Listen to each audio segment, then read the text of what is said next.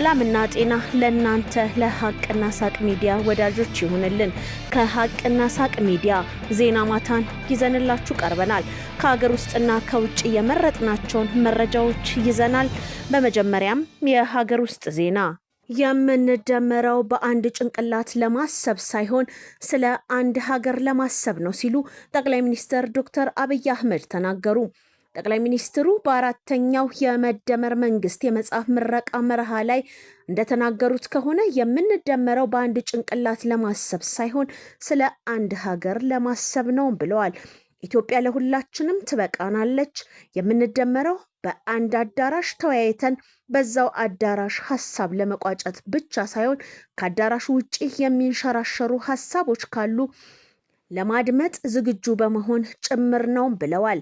በርካታ ፈተና ቢኖርም የሚያጓጓ የብልጽግና ራዕይ ያለን እንደመሆን ፈተናዎችን በትዕግስት ማለፍ ይሻላል የሚል ምርጫ ወስደን እየሰራን እንገኛለንም ብለዋል ጠቅላይ ሚኒስትር ዶክተር አብይ አህመድ።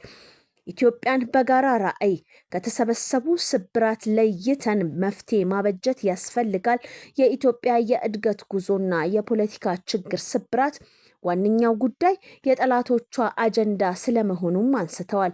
እኛ መደመር ስንል ጠላቶቻችን ይደነግጣሉ ያሉት ጠቅላይ ሚኒስትር ዶክተር አብይ አህመድ ስንደመር እንዴት ያለ ታሪክ እንደምንሰራ በጥንት ታሪካችን ስለሚያውቁ መሆኑንም ጠቁመዋል።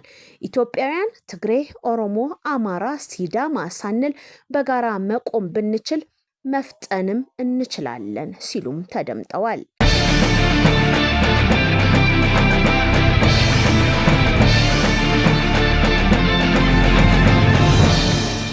የ130 ሚሊዮን ህዝብ መኖሪያ፣ የጥቁር ህዝብ ነፃነት ማብሰሪያ፣ የምስራቅ አፍሪካዊቷ ጮራ፣ ታላቋ የቀደምት ታሪክ ባለቤት፣ የትላልቅ እሴት ሃይማኖት ማደሪያ ኢትዮጵያ ምንም እንኳን የቀደምት ታሪክ ባለቤት ብትሆንም በተለይም ዜጎቿና ህዝቦቿን ከችግር አውጥታ ወደ ነበረ ስልጣኔዋ መመለስ ካቃታት እነሆ 100 ወይም ከዚያ በላይ ዓመታት ተቆጥረዋል። የመሪዎቿ ራስ ወዳድነት፣ በህዝቧ መካከል በውጭና በአገር ውስጥ የሚኖሩ ትውልደ ኢትዮጵያውያን ሴራ፣ የኢትዮጵያ መሰረታዊ ጠላቶች ሴራና ድብቅ አጀንዳ ሰለባ መሆኗ ለውድቀቷ እንደ መነሻ ሊወሰድ ይችላል።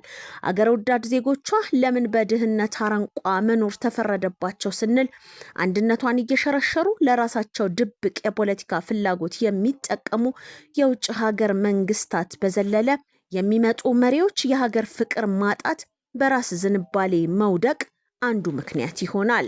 ታዲያ በህዝብ ትግል፣ በህዝብ ታላቅ ተጋድሎ የፋሽስቶች ጊዜ አክትሞ ኢትዮጵያ አንድ ብላ ወደ ስልጣኔና ብልጽግና ጎዳና ማምራት ከጀመረች እነሆ 7 ዓመታት ተቆጥረዋል ብንል ማጋነን አይሆንም።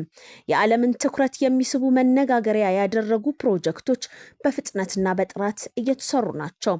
ኢትዮጵያ ልትፈርስ ጫፍ ደርሳለች ያሉ ሟርተኞች ምራቃቸውን ሳይውጡ በመደመር እሳቤ የተካረሩ ብሔርተኞችን ወደ መሃል በማምጣት በኢትዮጵያዊነት እንደገና ማለት በሚቻል መልኩ ሀገራችን ተገንብታ በአዲስ የጋራ ትርክት በህብረ ብሔራዊ ወንድማማችነት እጅ ለእጅ ተያይዘን ህዳሴን ሀብለን ገንብተናል።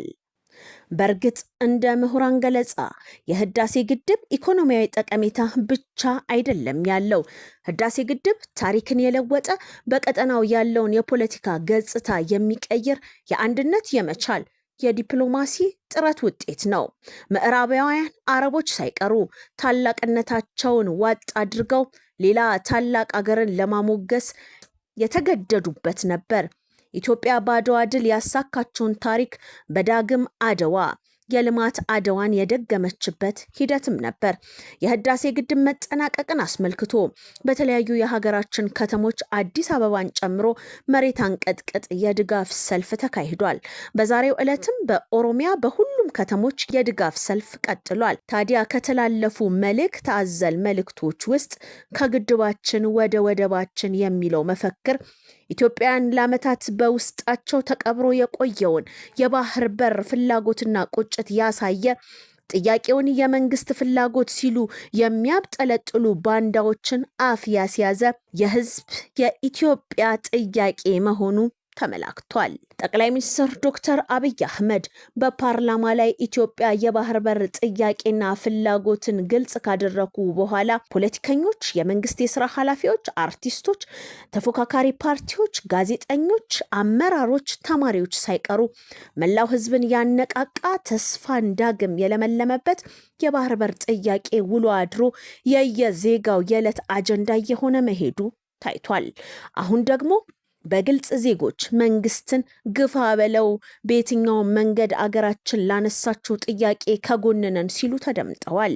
እንደ የህግ ባለሙያዎች ገለጻና ትንታኔ ከሆነ ኢትዮጵያ ባህር በር ያጣችበት መንገድና ሂደት ኢፍትሐዊ እንደነበርና በወቅቱ ለራሱ ነፃ ያልወጣ ነፃ አውጪ ቡድን ኤርትራን እንደ ሀገር እውቅና ሰጥቶ በሴራ ፖለቲካ በኢትዮጵያ ታሪካዊ ጠላቶች ድብቅ አጀንዳ አገሪቱ ዙሪያ ገደል ውስጥ ተቆልፎባታል።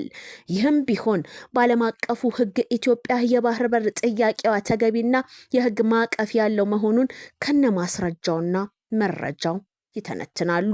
የዓለም አቀፉ መንግስታትም ኢትዮጵያ የጠየቀችው የባህር በር ይገባኛል ጥያቄን ያለ አንዳች ቅሬታ ትክክለኛነቱን አምኖ ተቀብሏል። በዛሬው ዕለትም የመደመር መንግስት መጽሐፍን ጽፈው ያስመረቁት የኢፌዴሪ ጠቅላይ ሚኒስትር ዶክተር አብይ አህመድ ኢትዮጵያ ተቆልፎባት ከዓለም ርቃ ዘላለም መኖር አትችልም፣ ጥያቄውን በሰላማዊ መንገድ እንዲፈታ ለ5 ዓመታት ስንለማመጥ ነበር፣ አሁን በሰላማዊ መንገድ ጥያቄያችንን እንቀጥላለን ሲሉ ተደምጠዋል። ኢትዮጵያና ኢትዮጵያውያን መንግስቷም ህዝቧም ሰላምን ይሻል ያሉት ጠቅላይ ሚኒስትሩ ሀገሪቱ ከድህነት ልትላቀቅ እንደሚገባም አሳስበዋል። ዛሬ የኛ የሆነውን ቀይ ባህር መልሶ ለመጠየቅ የሚሰጋ የሚጠራጠር ትውልድ መፈጠሩ የስነ ልቦና ስብራት አካል ነው። አንችልም ብሎ ነው የሚያስበው። እኔ ላረጋግጥላችሁ እወዳለሁ፣ ኢትዮጵያ ትችላለች። ይህን ለማሳካት ውጊያ፣ ግጭት ያስፈልጋል ብለን አናምንም። ለዚህም ነው ለ5 ዓመታት ስንለማመጥ የነበረው። አሁንም በሰላም በዓለም ሕግ መሰረት ኢትዮጵያን ከዘጋት በርና ድሃ ካስባላት መጠሪያዋ መገላገል አለባት ብለን ስለምናምን በየትኛው መድረክ ከኢትዮጵያ ጋር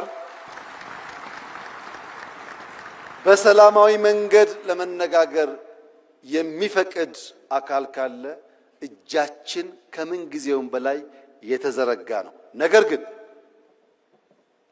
ግን ኢትዮጵያ የጂኦግራፊ እስረኛ ሆኗ ለዘላለም ትኖራለች ብሎ የሚያስብ ኢትዮጵያዊ ካለ እርሱ የሞተ ነው።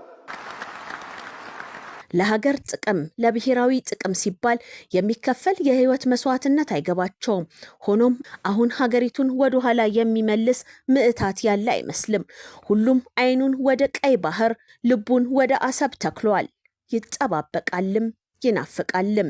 ግድ ሲሆን ህይወቱን ለመሬቱ ለዜጋው ይከፍላል። ይህ የተለመደ የጀግንነት ታሪክና ተግባር ነው። ለዚህ የሚመስላል ጠቅላይ ሚኒስትሩ የባህር በር ጥያቄ አይቀሬ ሲሉ ገልጸውታል። ሰላም ታስቀድማለች፣ ደህንነትን ትፋለማለች፣ መውጫ መግቢያ በሯን ታበጃለች። ይህ አይቀሬ ጉዳይ መሆኑን ተገንዝበው ወንድም እህቶቻችን በፈጠነ ጊዜ ለድርድር ራሳቸውን ዝግጁ እንዲያደርጉ ማድረግ ነው። የኢትዮጵያ የባህር በር ጥያቄን ስንመለከት እና የግብጽ ወዳጅ ናት የምትባለው ሶማሊያ በፕሬዝዳንት ሐሰን ሼህ መሐመድ በኩል ሶማሊያ ኢትዮጵያ የባህር በር እንድታገኝ ጽኑ አቋም አላት ሲሉ ከአልአረብ ቴሌቪዥን ጋር በነበራቸው ቆይታም አስታውቀዋል። የኢትዮጵያን የባህር በር ጥያቄ በማስመልከት የግብጽና የኤርትራ ወዳጅ ናት የምትባለው ሶማሊያ በፕሬዝዳንቷ ሐሰን ሼህ መሐመድ በኩል ሶማሊያ ኢትዮጵያ የባህር በር ጥያቄዋ እንዲመለስ እና እንድታገኝ ጽኑ አቋም አላት ሲሉ ከአልአረብ ቴሌቪዥን ጋር በነበራቸው ቆይታ አስታውቀዋል።